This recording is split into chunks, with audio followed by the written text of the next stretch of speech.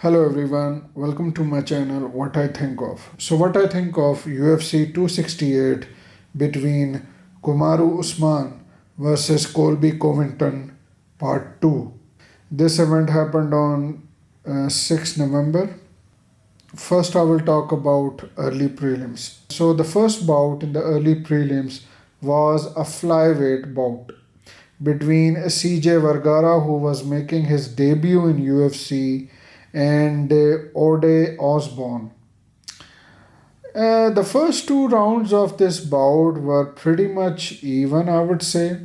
And in the third round, CJ Vergara did really well, and he also did a takedown over Ode Osborne, and he stayed over the top. CJ Vergara stayed over the top of Ode Osborne for the remainder of the third round. While he was over the top of Ode Osborne, CJ Vergara hit Ode Osborne with some really nice elbows. And the third round was completely dominated by CJ Vergara all the time from the midpoint of third round up till the end. He was over the top of Ode Osborne. And the first two rounds were pretty much even, according to me. But what happened? The judges, it was a unanimous decision by judges. They gave the match to Ode Osborne. I mean, what the hell is going on with these UFC judges? I can't believe it. The first two rounds were very much even, and third round was completely dominated by CJ Vergara, and for the majority of the third round CJ Vergara was over the top of Ode Osborne, and CJ Vergara did a lot of ground and pound, you can say, and it was a thumping third round performance by CJ Vergara, and judges in the end give the fight to Ode Osborne. Unbelievable. What kind of judges these are? I mean, are they blind? Or this was a victory given to Ode Osborne by an error, by mistake?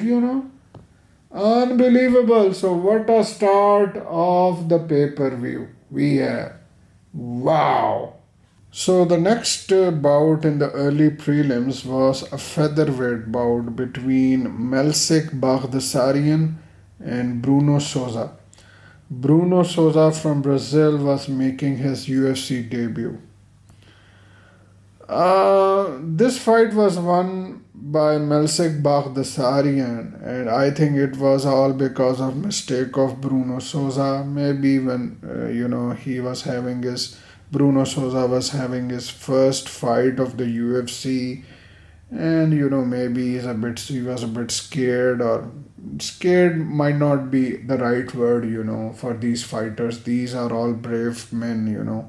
So in the first two rounds there was a bit lack of urgency from Bruno Souza, and Baghdasaryan did a good job. He landed a lot more punches, a lot more kicks. His kick really made the leg of the thigh of Bruno Souza become red, really.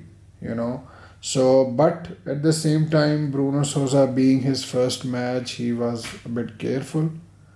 So much so that at the end of second round, in the break, just before the third round, the coach of Bruno Souza told him, "See, Bruno, you have to decide whether you want to win or not. Meaning, if you want to win, show some urgency, put some punches, try to win this fight."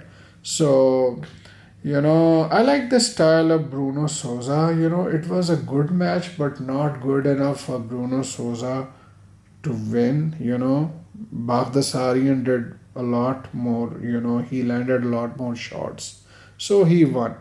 So the next fight in the early prelims was a light heavyweight bout between Dustin Jacoby and John Allen. This fight was dominated by Dustin Jacoby, being the more accomplished kickboxer he is. Dustin Jacoby I would say he won pretty much easily. John Allen tried hard.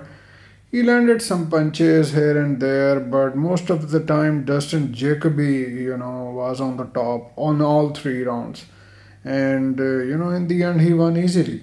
Dustin Jacoby is indeed a very accomplished kickboxer. He has good kicking game as well as punching game, boxing game. Very nice player. Okay, the next fight in the early prelims was a heavyweight bout between Gian Vellante and Chris Barnett. I'm laughing, I'm laughing at the performance of Chris Barnett.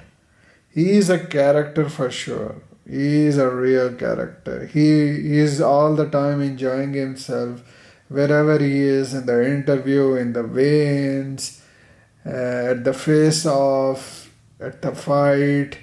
Today also he was, in the full jolly mood. And he was dancing while he was coming towards the ring. He was dancing, a real character. And Chris Barnett won this match, of course. And in the second round, Chris Barnett landed a wheel kick. And what a wheel kick it was. Gian Vellante got stunned. He got stunned and he went on the floor and he pounded Vellante further while he was on the ground. And there you go. The referee stopped the fight and Chris Barnett won by knockout in the second round. In the mid part of second round, he landed that wheel kick. What a wheel kick for a big guy, for overweight guy like Chris Barnett. So the next fight in early prelims was a welterweight bout between Ian Gary and Jordan Williams. Ian Gary won by knockout. It was his debut match in the UFC, and before this match he had a record of 7-0. So he was undefeated even before joining the UFC. Commentators were praising a lot this guy Ian Gary, comparing him with McGregor. Of course, he's from Ireland. Why would they not compare Ian with McGregor? But I don't know. To me, a guy like Ian Gary has to prove a lot. I don't know. Okay, he got the match with a knockout.